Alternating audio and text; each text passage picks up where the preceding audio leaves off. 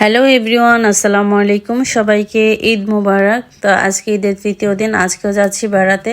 তো এবারকার ঈদটা মনে হয় যে দাওয়াত খেতে খেতেই চলে যাবে। তো দীর্ঘদিন পরে যাচ্ছি খালাম্মার বাড়ি। তো আগে প্রচুর যেতাম, আর এখন আসলে ব্যস্ততার কারণে বিভিন্ন কারণে আর কি যাওয়া হয় না। আর ঈদের আগেই খালাম্মা আমাদের দাওয়াত করে রেখেছে। তো সেখানে গেলে দেখতে পারবেন আমার পরিচিত অনেকেই আছে, যাদেরকে আপনারা অনেকেই চেনেন। তো এই তো আমরা খালাম্মার বাড়ি চলে আসছি। আর গ্রামের বাড়ি বেড়াতে আসলে অনেক ভালো লাগে। তো দেখতে পাচ্ছেন আমাদের তাহমিদ এসে তো খুবই মজা পাচ্ছে। আমাদের তাহমিদ এসেই এই যে আবদুল্লার সাথে খেলা শুরু করে দিয়েছে।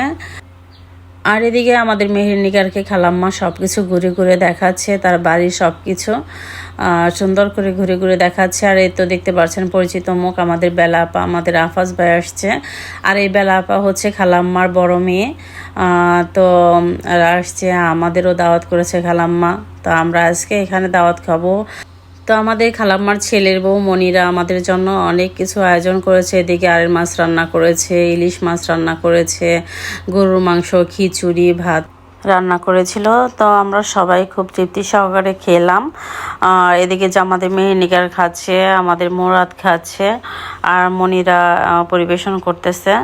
তো আমিও খেতে বসে পড়লাম, আর একটু এই ফাঁকে ভিডিও করে নিলাম আমাদের আফাজ ভাই আর আমাদের শালম সাহেবের সাথে। খুব তৃপ্তি সহকারে খেলাম। আর খাওয়া দাওয়া শেষ করে আসলাম ছোট ফুপিকে দেখার জন্য। অনেক দিনের ইচ্ছা ছিল ফুপিকে দেখবো। ফুপি আমাদের আম কেটে খাওয়ালো। আমরা খাওয়া দাওয়া শেষ করে আমরা যাচ্ছি স্টেশনে। সবার ইচ্ছে স্টেশনে পার্কে যাবে। তো চলে আসলাম, রেল লাইন দিয়ে হাঁটছিলাম, ওই মুহূর্তে চলে আসলো একটা ট্রেনের সাথে সাথে হাঁটছিলাম। খুবই মজা লাগছিল, খুবই ভালো লাগছিল।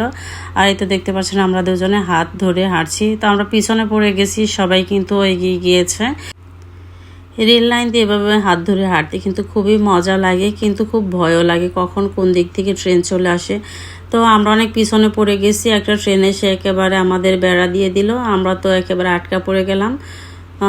তো এই ফাঁকে ভাবলাম যে আনারস বিক্রি করতেছে, ওদের জন্য আনারস নিয়ে যায়, কিন্তু কেটে দিল না, সেই জন্য নেওয়া হলো না।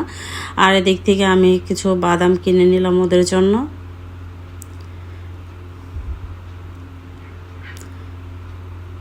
তো দুইটা বাদাম নিয়ে আমি চলে যাচ্ছি, যে সোল পার্কে চলে আসলাম। তো সবাই সোল পার্কে যাওয়ার জন্য আমাদের জন্য অপেক্ষা করছিল। তো এই তো বাচ্চাদের নিয়ে ঢুকে পড়েছে সবাই। আমাদের আবদুল্লাহ আর আমাদের তাহমিদ দোলনায় দুলতেছে, আইসক্রিম খাচ্ছে। তো সোল পার্কটা কিন্তু অনেক সুন্দর, খুব ঠান্ডা একটা পরিবেশ ছিল, খুবই ভালো লাগছিল।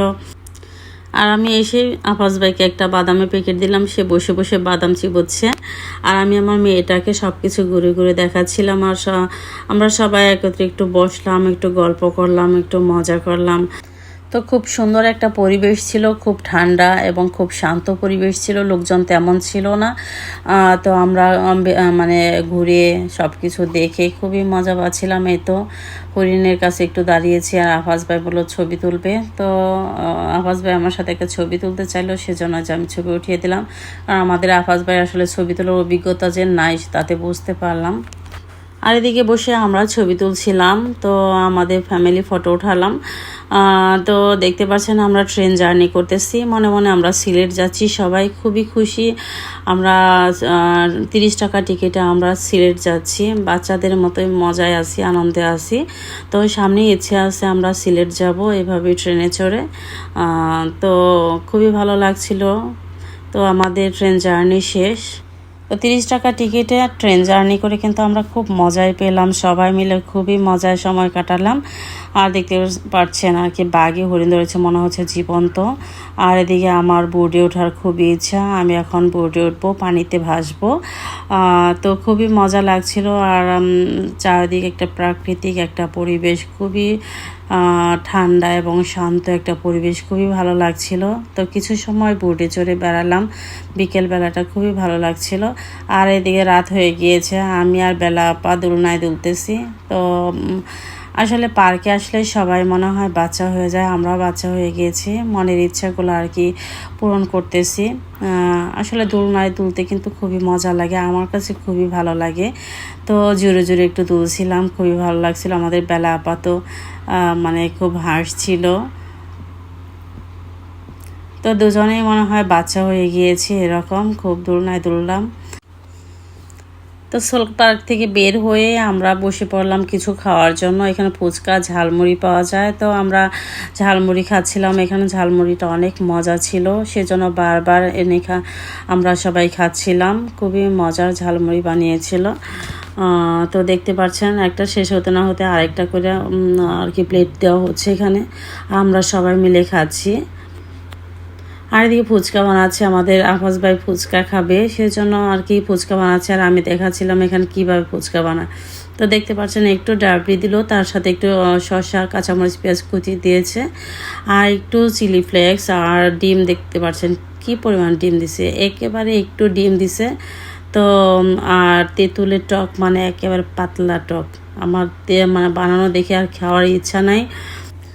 তো আমাদের আফাজ ভাইয়ের ইচ্ছেটা পূরণ করলাম, আর আমরা এখন চলে যাচ্ছি। আমাদের ঘোরাঘুরি শেষ, আজকে জার্নি এই পর্যন্তই ছিল।